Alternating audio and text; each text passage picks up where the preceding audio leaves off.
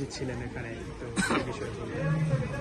আজকে ফ্যাসিস্ট মুক্ত বাংলাদেশে আনন্দের সাথে কথা বলতে পারি আর স্মৃতিচারণ করতে গিয়ে মানে আবেগ আপ্লুত হয়ে যাচ্ছে আর কি।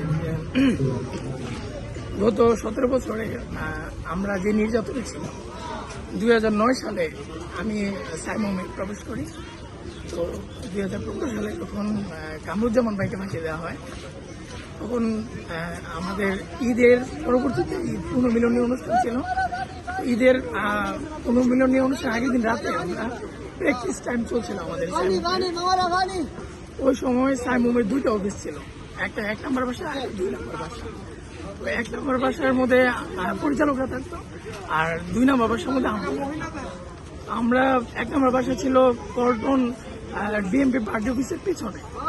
তো আমরা ওইখানে গেলাম রাত্রিবেলা, ওইখানে গোপনে আমরা প্র্যাকটিস করতাম। হঠাৎ করে পুলিশ লিক পাইলো, পরে পুলিশ আমাদেরকে ধরতে আসলো। ওই সময় আমরা 1 নম্বর বাসায় প্রায় 35 জন ছিলাম। তো পুলিশের অবস্থান জানতে পেরে আমরা নেতৃবৃন্দরা সবাই এদিক সেদিক পালাই গেল। আমরা নেতৃবৃন্দ সহই 9 জন পুলিশের হাতে আটকে যাই।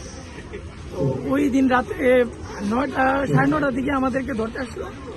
পুরা বাসা তছনছ করে, ভাঙচুর করে, লুটপাট করে রাত 3টার দিকে আমাদেরকে পল্টন থানায় নিয়ে গেল। পল্টন থানায় যখন আমরা গেলাম, তখন আমাদের অনেক জিনিসপত্র পল্টন থানায় নিয়ে গেল। আমাদের হিসাবের কাগজপত্র, হিসাবের খাতা, তারপর কম্পিউটার সবই নিয়ে গেল। এরপরে পল্টন থানায় আমাদেরকে রাত 3টার সময় নিয়ে দেওয়া হলো। আমাদেরকে 4টা মামলা দেওয়া হলো এবং এরপর দিন কোর্টে হাজির করানো হলো এবং আমাদেরকে 7 দিনের রিমান্ড চাওয়া হলো। আপনারা কতজন ছিলেন সেখানে? আমরা 9 জন ছিলাম। সবাইকে মামলা দেওয়া হয়েছে নাকি? সবাইকে 4টা মামলা দেওয়া হলো। আচ্ছা আচ্ছা। এবং আমাদের 7 দিনের রিমান্ড মঞ্জুর করছিল। 7 দিনের রিমান্ডে এডিসি মেহেদি আমাদেরকে প্রচুর নির্যাতন করছিল, আমাদের যত ধরনের নির্যাতন করা যায় করছিল। তারপরে আমাদেরকে যখন জেলখানায় প্রেরণ করা হলো 7 দিন পরে, ওই নাজিমউদ্দিন রোডে কারাগার ছিল তখন, ওইখানে আমাদেরকে নিয়ে যাওয়া হলো এবং আমরা প্রচন্ড কষ্টে আমদানিতে ছিলাম। তারপরে মেঘনা যে বিল্ডিংটা ছিল ভিতরে, মেঘনা পাশে আমাদের দায়িত্বশীল কামাল ভাই সহ অনেক নেতৃবৃন্দরা ছিল, আমরা একসাথে ছিলাম মেঘনা পাশে। এরপরে আমাদেরকে 1 সপ্তাহ ওইখানে রাখার পরে আমাদেরকে পাঠাইয়া দেওয়া হয়েছিল কাশিমপুরে। এটা কত তারিখে?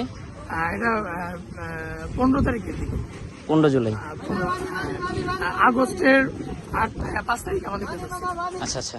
তারপরে আমরা জেলখানা চেঞ্জ হলো, আমরা চলে গেলাম কাশিমপুর হাই সিকিউরিটি, যেটা 4 নম্বর কারাগার, সেখানে চলে গেলাম। ওইখানে আমরা দীর্ঘ 44 দিন ছিলাম। আমাদের সাথে শফিকুল ইসলাম মাসুদ ভাই ছিল, দেলোয়ার ভাই আমাদের পাশের রুমে ছিল, তারপরে ডক্টর ফখরুদ্দিন মানিক ভাই ছিল হাসপাতালে তখন আমাদের নেতৃবৃন্দ। এরপরে মাওলানা মতিউর রহমান নিজামী, তিনি ছিল আমাদের পাশের বিল্ডিং এ। বলতে গেলে পুরা জেলখানাটাই ছিল জামাতের জেলখানা। তো আমাদের পাশের জেলখানায় ছিল আবার দেলোয়ার সাহেব। তো সবাই মিলে আমরা খুব ভালোই ছিলাম। এটা মানে কত তারিখের ঘটনা? 2015 সালের আগস্ট মাসের 20 তারিখ। আচ্ছা আচ্ছা। এরপরের মাস সেপ্টেম্বর 20 তারিখ পর্যন্ত আমরা ওখানে ছিলাম। আচ্ছা। তো ওই দিনটাই আজকে আয়নাঘরে এসে আমি ফিল করতেছিলাম। আচ্ছা আচ্ছা। আয়নাঘরে যেই রকম রুমগুলি, এর চেয়ে একটু বড় ছিল কাশীপুর হাই সিকিউরিটি যে রুমগুলি ছিল। আচ্ছা আচ্ছা। 150 স্কোয়ার ফিট রুমগুলি ছিল। তো এই আয়নাঘরটা মূলত আমাদের ওই জিনিসটাকেই স্মরণ করায় দেয়। মানে সেখানে আপনাদেরকে কি ধরনের নির্যাতন করা হতো? কাশিমপুরে তো নির্যাতন না, কাশিমপুরে এটাই ছিল নির্যাতন। এইরকম ছোট্ট একটা রুমের মধ্যেই আমাদেরকে রাখা হইতো, এটাই ছিল আমাদের জন্য নির্যাতন। আচ্ছা, এখানে আমরা আয়নাঘরে যেটা দেখতে পেলাম আর কি, এখানে কোনো ফ্যান নেই, আলো বাতাসের খুব একটা অন্ধকার একেবারে ঘুটঘুটে। তো সেখানে কিরকম পরিবেশ ছিল? ওইখানে আমরা কাশিমপুরে যেমন ছিলাম ওখানে ফ্যান লাইট ছিল, কিন্তু সবসময় লক আপ, 24 ঘন্টায় লক আপ থাকতে হতো, বাইরে বেরোতে পারতাম না। এখানে আমরা যেটা দেখতে পেলাম এর থেকে একটু বড় রুম ছিল নাকি? এটা তো আয়নাঘর, ওটা তো আয়নাঘর না, ওটা ছিল মানে শেলের মতো অবস্থা। আচ্ছা আচ্ছা। জেলের ভিতরে জেল, এর নাম শেল। ওই শেলের মতো অবস্থা ছিল।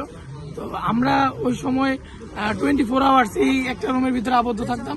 5 জন একসাথে রাখা হয়েছিল আচ্ছা। গাদাগাদি করে, যার কারণে খুব কষ্ট হতো।